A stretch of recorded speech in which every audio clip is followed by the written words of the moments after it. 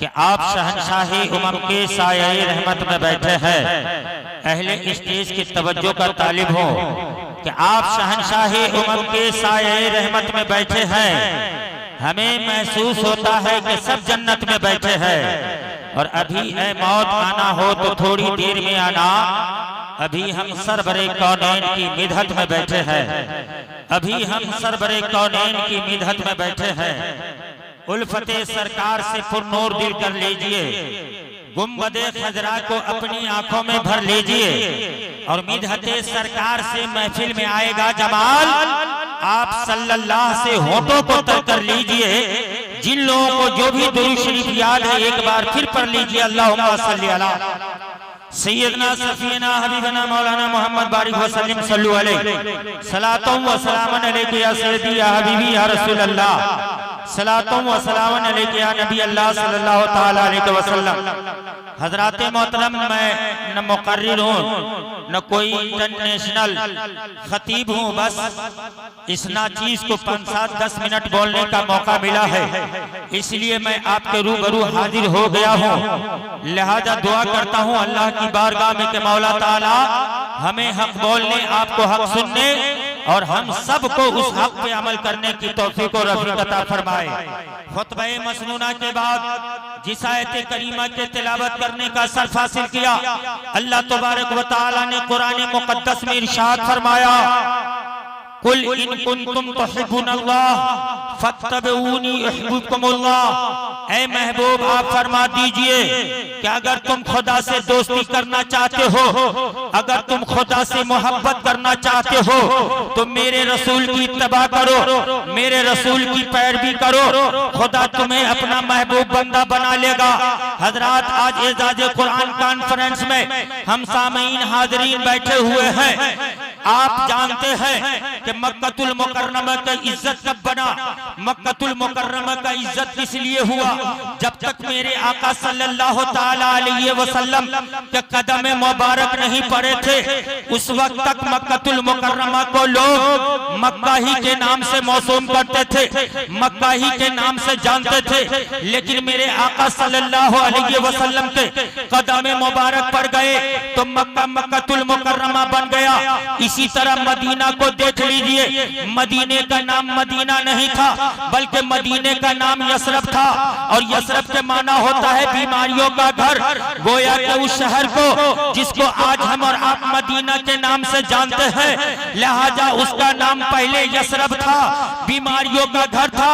लेकिन मेरे आका सल्लल्लाहु अलैहि वसल्लम जब हिजरत करके आए, आका के कदम मुबारक उस यसरब के शहर में पड़ गया तो अब वो बीमारियों का घर नहीं रहा बल्कि वो मदीना मदीनतुल मुनव्वरा बन गया। और जब उलमा ने कदम को कलम को उठाया और उठा करके जब लिखना शुरू किया तो कहा मक्का भी शान वाला है, मदीना भी शान वाला है, मक्का भी इज्जत की जगह, मदीना भी इज्जत की जगह, मक्का भी पाक, मदीना भी पाक, मक्का में अल्लाह का घर, मदीना में रसूलुल्लाह का घर, मक्का में लड़ाई हराम है, मदीना में जुदाई हराम है, मक्का में बैते जब्बार है, मदीना में यारों का यार है, मक्का में खाना काबा है, मदीना में गुंबदे खजरा है, मक्का में मस्जिदे हराम है, मदीना में मस्जिदे नबवी है, मक्का में जो है जन्नतुल मुअल्ला है, मदीना में जन्नतुल बकी है। बल्कि ये कहिए कि मक्का में जलाले खुदा है और मिलकर कहिए मदीना में जमाले मुस्तफा है। मेरे नबी मदीना के मस्जिद में जलवागर है, मेरे नबी मदीना के मस्जिद में जलवागर है, मजमा साहब इकराम का है। आपने बड़े बड़े जलसा देते होंगे, बड़े बड़े मुकर्रिरों के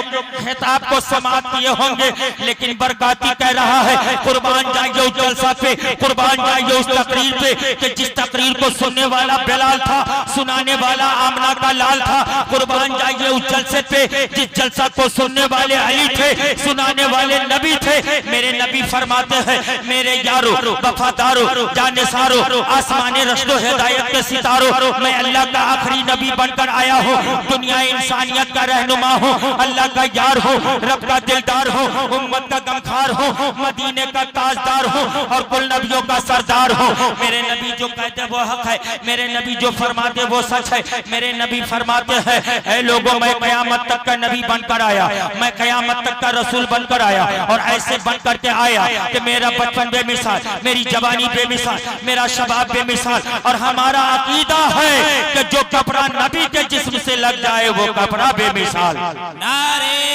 तकबीर, नारे रिसालत, मसलके आला हजरत, एजाज़े कुरान कॉन्फ्रेंस, नारे तकबीर, नारे रिसालत। मेरे नबी फरमाते हैं मैं कयामत तक का रसूल, कयामत तक का नबी और ऐसे मेरे सरकार है कि मेरे नबी के जिस्म से अगर कपड़ा लग जाए तो वो कपड़ा बेमिसाल। उम्मुल मोमिनीन हजरत आयशा सिद्दीक़ा रज़ियल्लाहु ताला अन्हा फरमाती हैं कि एक दिन सरकार मदीना राहते कल्बो सीना सल्लल्लाहु ताला अलैहि वसल्लम अपने मुज़म्मिल वाले माशाअल्लाह आवाज खिंच रही है, चूंकि आप सेटिंग फिटिंग अच्छी तरीके से कर लीजिए। ये तो मैं नाचीज हूँ जो बर्दाश्त कर लूंगा, लेकिन मेरे बाद इंटरनेशनल उलमा बेहतरीन सारे इस्लाम जो रौनक स्टेज होने वाले हैं और रौनक के जब मैक होंगे तो जाहिर सी बात है वो जब कहेंगे आपको तो आप उस तरीके से सेटिंग कीजिएगा। लेकिन अभी आवाज खिंच रही है, वरना एक शेर मेरे जहनो दिमाग में गर्दिश कर रहा है। आखिर में मैं आपको जरूर, लेकिन इतना जरूर कहूंगा कि सेटिंग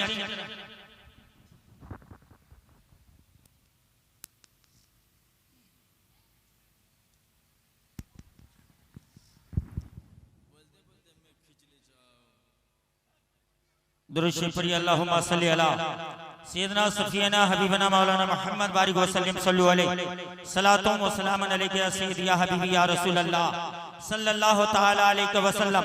उम्मुल मोमिनीन हजरत आयशा फरमाती है सरकार मदीना सल्लल्लाहु अलैहि वसल्लम एक दिन अपने मुजम्मिल वाले चादर को दिए और देने के बाद सरकार फरमाते हैं आयशा मेरे इस मुजम्मिल वाले लिबास को धुल दो, मेरे मुजम्मिल वाले चादर को धुल दो। मैं आका के मुजम्मिल वाले लिबास को ली और लेने के बाद धुल दी। घर में आग जल रहा था, लिहाजा मैं आग की हरारत पे, आग की गर्मी पे तकरीबन 1 या 2 घंटे तक खड़ी रही, लेकिन वो चादर सूखने को तैयार नहीं। मैं हैरान हो गई, परेशान हो गई और कहने लगी या रब्बी ये क्या माजरा है। इतने में सरकार तशरीफ ले आए, फरमाने लगे आए आयशा मेरे मुजम्मिल वाले चादर को धुल दिए। हजरत आयशा फरमाती है या रसूल अल्लाह मेरे माँ बाप आप पर कुर्बान, आका मैं आपके मुजम्मिल वाले चादर को धुल तो दी हूँ, आग की गर्मी पे तकरीबन 2 घंटे से खड़ी हूँ, लेकिन ये सूखने को तैयार नहीं है। आखिर माजरा क्या है। सरकार मुस्कुराते हैं और फरमाते हैं आयशा तुझे मालूम नहीं कि जो कपड़ा नबी के जिस्म से लग जाए उसके ऊपर आग की गर्मी असर नहीं करती।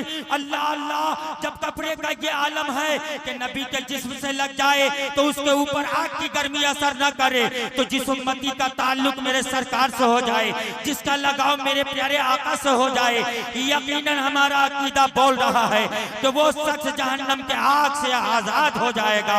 हजरत मोहतरम सरकार मदीना सल्लल्लाहु ताला अलैहि वसल्लम है जो आज लोग मेरे प्यारे आका के मुताल्लिक कहते हैं, उन्हें मालूम ही नहीं था कि वो पहले नबी थे या नहीं, वो तो 40 साल के बाद बने थे। लेकिन आओ आज एजाज कुरान कॉन्फ्रेंस से एक पैगाम लेकर के जाओ, जब कोई ये कहे कि वो 40 साल के बाद बने थे तो आप उनसे कहना कि एजाज कुरान से मैं ये पैगाम लेकर के आया हूँ, आइए कुरान को खोलिए और खोलने के बाद सूरह मरियम को उलटिए और सूरह मरियम को उलटने के बाद आप पढ़ते चले जाइए। उसके मानी को देखिए, मानी में मतालिब को देखिए, मतालिब में इसको मोहब्बत देखिए, रसूल की मोहब्बत मिलता हुआ नजर आएगा।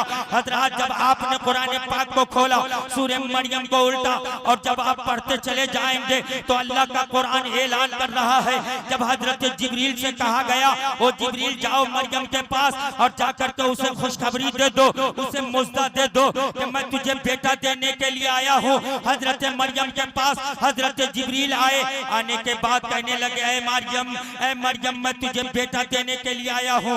मरियम ने इस बात को सुनने के बाद जवाब दिया था, ओ अल्लाह के फरिश्ते, ओ जिब्रील आज तक तो मुझे किसी इंसान ने छुआ ही नहीं, किसी बशर ने हाथ लगाया ही नहीं, आखिर मुझको आप कैसे बेटा देंगे। हजरत जिब्रील ने कहा मैं फूंक मार दूंगा तू हमल से हो जाएगी। और वही हुआ कि जब हजरत जिब्रील फूंक मारते हैं हजरत मरियम हामला हो गई। और जब हजरत मरियम हामला हो गई तो आंखों में आंसू आ गए। लोग क्या कहेंगे, दुनिया वाले बदकार कहेंगे। रब की बारगाह में हजरत मरियम ने दुआ की, इल्तिजा की, मौला दुनिया वाले मुझे बदकार कहेंगे, गुनहगार कहेंगे और कहेंगे कि ये हमल किसका लेकर आ गई है, किसके औलाद को तू लेकर आ गई है। लिहाजा रब का कुरान ऐलान कर रहा है, परवरदिगार आलम ने हजरत मरियम से कहा ओ मरियम घबराने की बात नहीं है, इशारत ले, इशारा कर देना उस बच्चे की तरफ जो बच्चा तेरे गोद में परवरिश पा रहा है, जो बच्चा तेरे पेट में परवरिश पा रहा है। अल्लाह अकबर। जब हजरत मरियम को तवल्लुद हुआ, जब उस बच्चे को लेकर महल्ले में आई, अपने कहने लगे, बेगाने कहने लगे ओ मरियम तू किसके बच्चा को लेकर आ गई है। हजरत मरियम कहती है ये मेरा बेटा है। हजरत मरियम से लोगों ने शिकायत की कि आखिर तू इसको अपना बेटा कैसे कहती है, अभी तेरी शादी नहीं हुई है और तू इसको अपना बेटा कहती है, आखिर ये तू कहां से गुनाह का काम करके चली आई है। हजरत मरियम के आंखों में आंसू आ गए, दिल गमगीन हो गया। या रब्बी मैं क्या जवाब दूं। परवरदिगार आलम ने इरशाद फरमाया इशारत ले, इशारा कर दो उस बच्चे की तरफ जो बच्चा तेरे गोद में है। हजरत मरियम अपने आ गए, अपने घर आ गई। आने के बाद पिंगोरे में लिटा दी। लिटाने के बाद अब दुनिया वाले आने लगे, महल्ले वाले आने लगे, अपने आए, बेगाने आए, तमाम के तमाम लोग आने के बाद कहा मरियम ये किसके बच्चा को लेकर आई है। हजरत मरियम ने कहा ये मेरा बेटा है। कहा तेरी शादी नहीं हुई, लिहाजा तू इसको अपना बेटा कहती है, कैसे कहती है। तो रब का कुरान ऐलान कर रहा है, हजरत मरियम ने कहा था इशारत ले, इशारा कर दिया उस बच्चे की तरफ, जाकर के आप उस बच्चे से पूछ लीजिए वो बच्चा कौन है, कहां से आया है, उसका नाम क्या है। अब लोग गए और जाने के बाद में जो है कहने लगे कि कालू कैफा नुकल्लिमु मन काना फिल्मा दे सबिया, ये बच्चा कैसे बोलेगा हमसे, कैसे कलाम करेगा हमसे, कैसे बात करेगा हमसे, जिसकी उम्र अभी 4 दिन की भी नहीं है। लिहाजा हजरत मरियम के कहने पर अब लोग गए और उस बच्चे से सवाल किया है बच्चा तू कौन है, तेरा नाम क्या है, किस लिए आए हो। लिहाजा रब का कुरान ऐलान कर रहा है वो 4 दिन का बच्चा पिंगोरे से बोल पड़ता है इन्नी अब्दुल्ला वातानिल किताब वजालनी नबिया, मैं रब का बंदा हूँ, मैं परवरदिगार आलम का बंदा हूँ, मैं अल्लाह का बंदा हूँ। रब ने मुझे किताब दी और मैं नबी बनकर आया। अब पता चल गया कि जो लोग कहते हैं 40 साल के बाद मेरे मुस्तफा नबी बने थे, उनके लिए ये भरपूर तमाचा है कि देखो हजरत ईसा पैगंबर जो अभी 4 दिन की बहन भी नहीं है, अभी पिंगोरे में लेटे हुए हैं और वो कह रहे हैं इन्नी अब्दुल्ला वातानिल किताब वजालनी नबिया, मैं नबी बनकर आया। तो जब हजरत ईसा पैगंबर पैदा होते ही नबी बनकर आ रहे हैं, तो जिनके सदक़े में ईसा को नबूवत मिली, जिनके सदक़ा में ईसा नबी बनकर आए, वो तो ईसा से पहले भी नबी थे, ईसा के बाद भी नबी थे, नबी है। लिहाजा पता ये चला कि उनके अकीदे का भरम खुल गया। हम अहले सुन्नत वल जमात का अकीदा है मेरे मुस्तफा पहले भी नबी थे, आज भी नबी है और कल क़यामत तक मेरे मुस्तफा की नबूवत कायम और दायम रहने वाला है।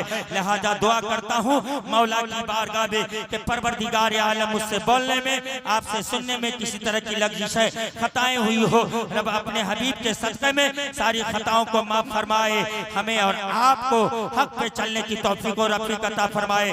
मेरे साथ मिलकर पढ़ लीजिए अस्तग़फिरुल्लाह रब्बी मिन कुल्लि ज़ंबि व अतूबु इलैहि हक़ ला इलाहा इल्लल्लाहु मुहम्मदुर रसूलुल्लाह। अस्सलामु अलैकुम व रहमतुल्लाह।